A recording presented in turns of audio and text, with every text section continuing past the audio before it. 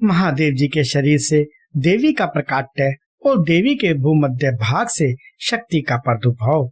वायु देवता कहते हैं, तदंतर महादेव जी महामेघ की गर्जना के समान मधुर गंभीर मंगलदायिनी एवं मनोहर वाणी से बोले, ब्राह्मण, तुमने इस समय प्रजाजनों की वृद्धि के लिए ही तपस्या की है।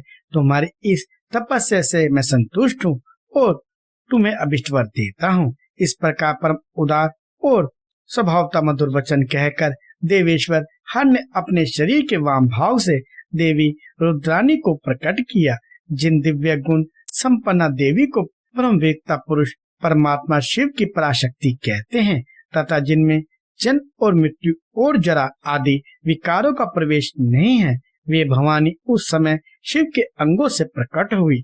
जिनका परम भाव देवताओं को भी ज्ञात नहीं है, वे समस्त देवताओं की भी अधीश्वरी देवी अपने स्वामी के अंग से प्रकट हुई।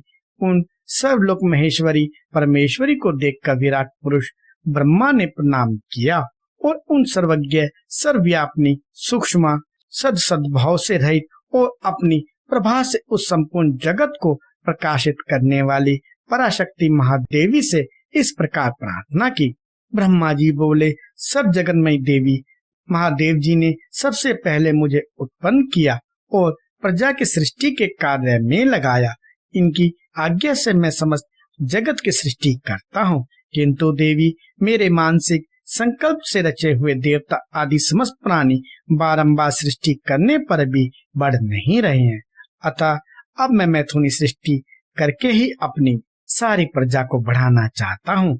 आपके पहले नारी कुल का प्रादुर्भाव नहीं हुआ था, इसलिए नारी कुल की सृष्टि करने के लिए मुझ में शक्ति नहीं है। संपूर्ण शक्तियों का आविर्भाव आपसे ही होता है। अतः सर्वत सबको सब प्रकार की शक्ति देने वाली अवरदायिनी माया देवेश्वरी से ही प्रार्थना करता हूँ। संसार भय को दूर करने वाली सर्वव्यापिनी देवी, इस चराचर जगत की वृद्धि के लिए आप अपने एक अंश से मेरे पुत्र दक्ष की पुत्री हो जाइए।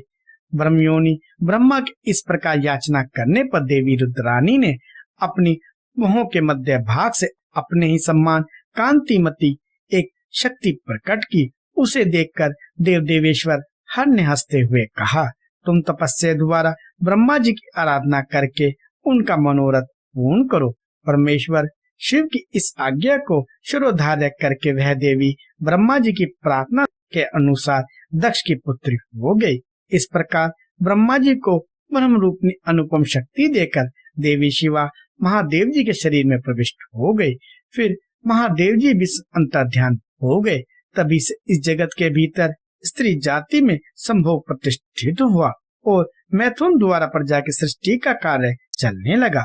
मुनिवरों, इससे ब्रह्मा जी को भी आनंद और संतोष प्राप्त हुआ।